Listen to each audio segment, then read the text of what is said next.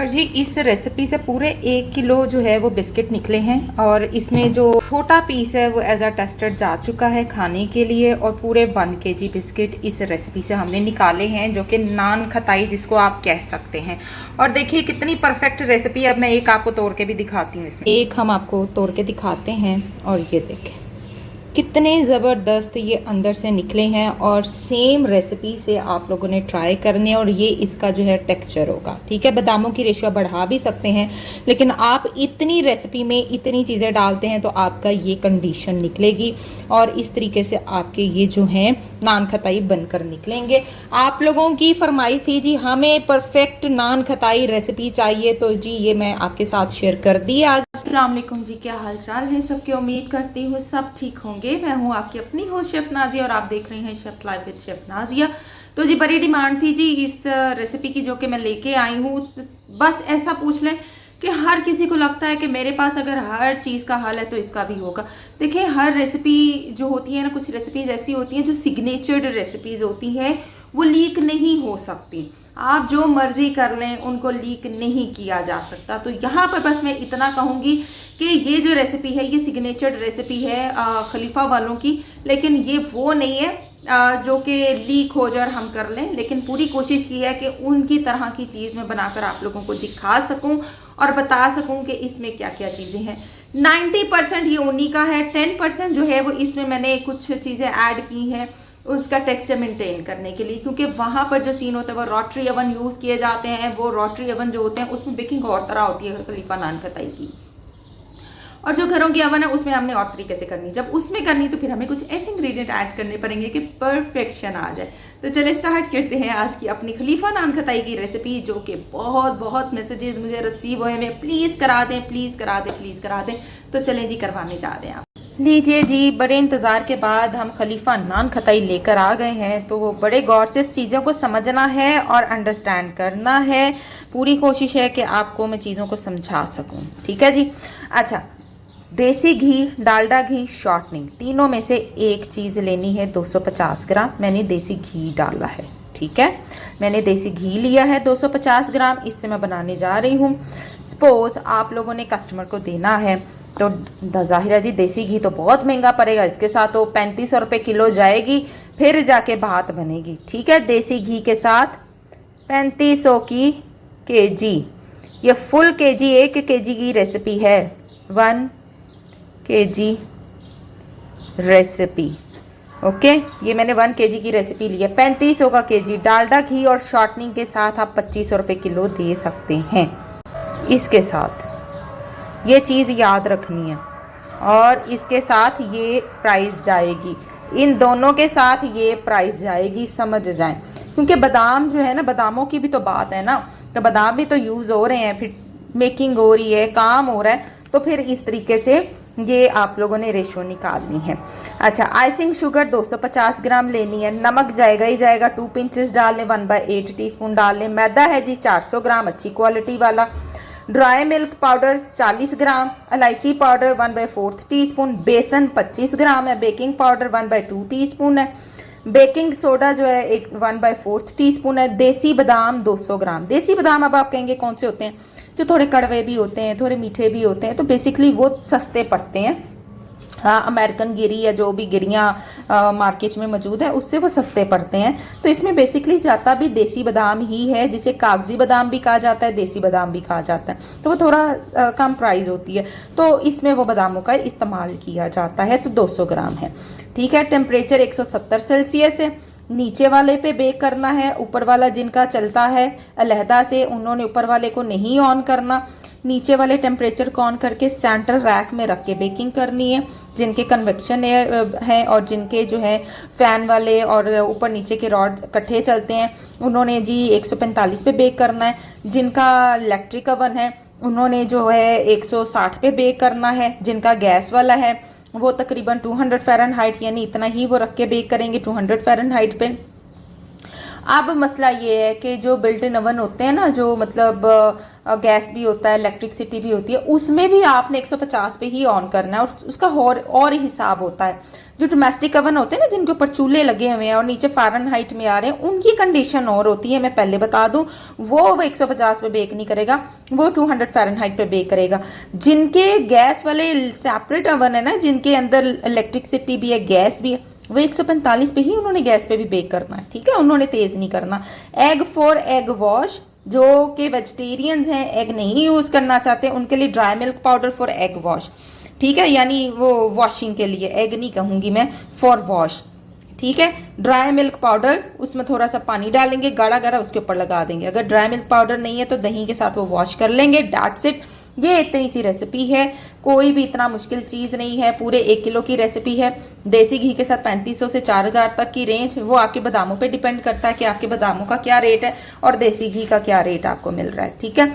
अगर कस्टमर को आप देसी घी के साथ नहीं दे सकते हैं, शॉर्टनिंग डालना चाह रहे हैं या डालडा घी डालना चाह रहे हैं, तो आपने क्या करना है, इसके अंदर फिर एसेंस ऐड कर लेना है, जो कि बटर एसेंस होता है या देसी घी एसेंस मिल जाते हैं, तो वो एसेंस ऐड करके भी आप दे सकते हो। दोनों ऑप्शंस आपके अपने हाथ में। अगर 3500 पे नहीं मानता, 2500 पे देंगे, तो फिर आप एसेंस ऐड करेंगे। तो मार्केट यही करती है भाई, ये मत कहिएगा कि आप हमें गलत चीजें बताती हैं, ऐसा नहीं है।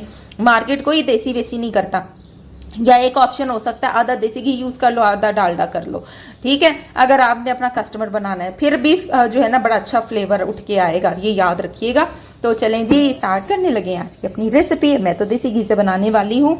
आप लोगों के पास मैंने सारी ऑप्शंस दे दी है। एसेंस यूज करें, हाफ एंड हाफ यूज करें, शॉर्टनिंग यूज करें, बाकी आप लोगों ने बनाना है और फिर मुझे बताना है। स्टार्ट करने लगे हैं। देसी घी इसमें मैं डाल रही हूँ, इसको मैंने कर लिया मेल्ट। अच्छा, अब बहुत सारे बच्चे कहेंगे देसी घी नहीं है, शॉर्टनिंग कर लें, या फिर आप डायरेक्ट घी के साथ बना लें, जो डालडा घी होता है किसी भी कंपनी का, उसके साथ भी कर सकते हैं, ठीक है। ये मेल्ट कर लिया इसको मैंने, और इसमें मैं डालूंगी चीनी।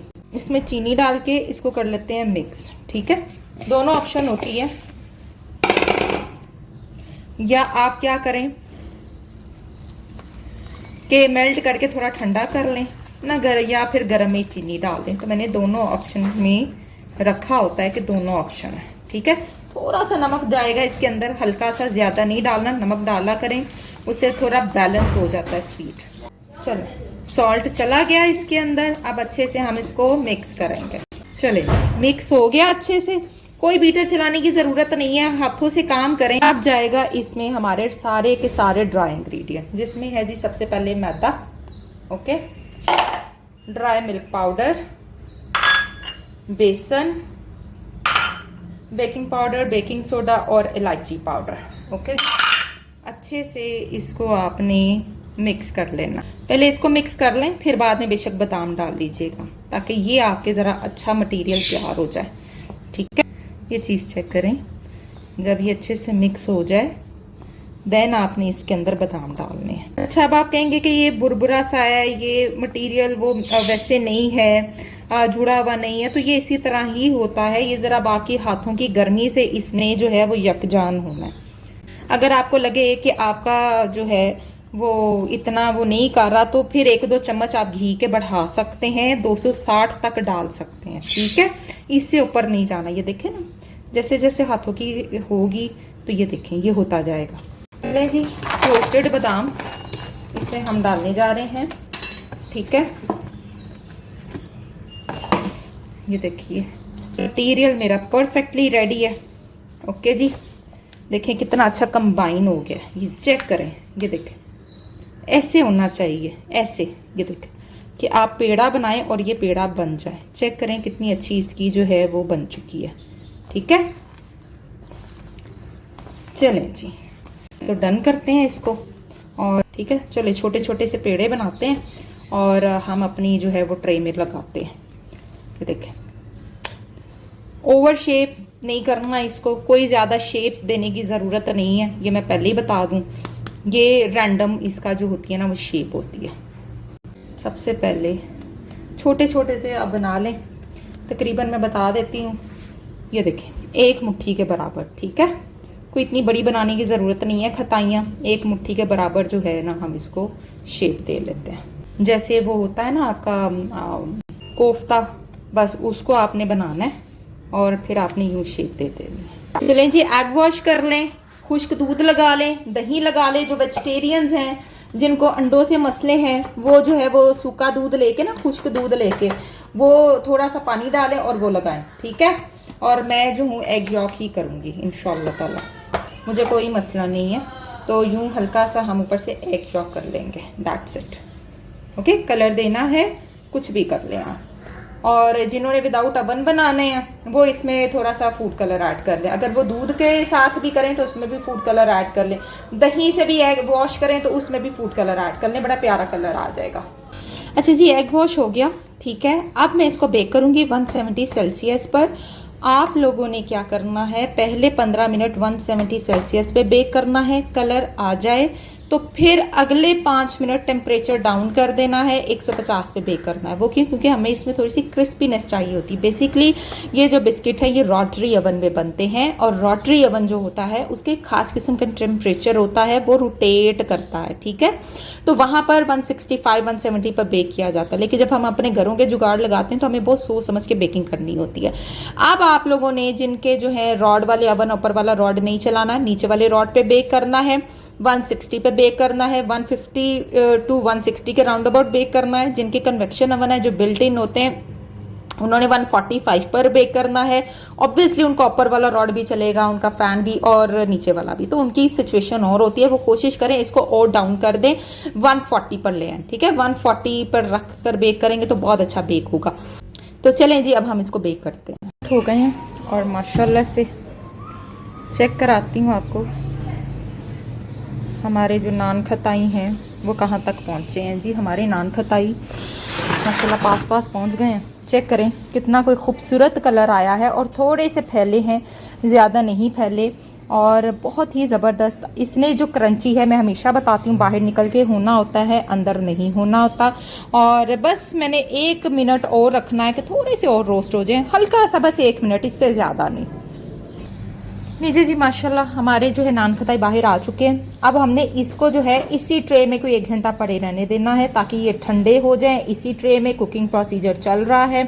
इस तरह से गोल्डन गोल्डन रखने होते हैं, तब जाके ये क्रिस्पी होते हैं। ये वो नान खताई हैं जिसको आप लोग खलीफा नान खताइयाँ कहते हैं, तो ये वो वाली हैं जो क्रिस्पी होती हैं, और ये मुंह में डालें तो वो भुरती नहीं है, मतलब आपको क्रंच करके खानी पड़ती हैं। तो चलें जी, ज़रा ठंडे होते हैं फिर इसका वेट भी करते हैं, और फिर इसकी जो है इसका टेक्सचर भी दिखाते हैं। और जी इस रेसिपी से पूरे 1 किलो जो है वो बिस्किट निकले हैं, और इसमें जो छोटा पीस है वो एज अ टेस्टर जा चुका है खाने के लिए, और पूरे 1 kg बिस्किट इस रेसिपी से हमने निकाले हैं, जो कि नान खताई जिसको आप कह सकते हैं। और देखिए कितनी परफेक्ट रेसिपी। अब मैं एक आपको तोड़ के भी दिखाती हूँ, एक हम आपको तोड़ के दिखाते हैं, और ये देखें कितने ज़बरदस्त ये अंदर से निकले हैं। और सेम रेसिपी से आप लोगों ने ट्राई करने हैं, और ये इसका जो है टेक्सचर होगा, ठीक है। बादामों की रेशियो बढ़ा भी सकते हैं, लेकिन आप इतनी रेसिपी में इतनी चीज़ें डालते हैं तो आपका ये कंडीशन निकलेगी, और इस तरीके से आपके ये जो हैं नान खताई बनकर निकलेंगे। आप लोगों की फरमाइश थी जी हमें परफेक्ट नान खताई रेसिपी चाहिए, तो जी ये मैं आपके साथ शेयर कर दी आज। और ऊंच नीच थोड़ी बहुत हो जाती है, देखिए कोई अपने सीक्रेट इंग्रेडिएंट्स नहीं बताता, लेकिन जिस हद तक मैंने कोशिश की मैंने आप लोगों के साथ शेयर की। मैं ये क्लेम नहीं करूंगी कि ये स्पेशल उन्हीं की रेसिपी है, हाँ जी सेम इंग्रेडिएंट वही है, थोड़ा सा मटेरियल ऊपर नीचे हो जाता है। जैसे कि हम बेसन ऐड कर रहे हैं, ड्राई मिल्क पाउडर वो डालते हैं। बेसन घरों में इसलिए ऐड किया जाता है कि ताकि आप लोगों का परफेक्शन आए, क्योंकि उनके रोटरी अवन होते हैं, वहां पर और तरह से आता है, लेकिन घर पर अवन की वो कंडीशन नहीं होती, इसलिए बेसन ऐड कराया जाता है ताकि आपको वो फीलिंग ना आए। क्योंकि वो जो अवन होते हैं वो प्रोडक्ट को रोस्ट कर देते हैं बेसिकली, ठीक है जी। तो आई होप आपको चीज समझ आ गई होगी। तो जी मिलेंगे इंशाल्लाह ताला नेक्स्ट एपिसोड में। देखते रहिए chef live with chef Nazia, और सब्सक्राइब करना मत भूलिएगा।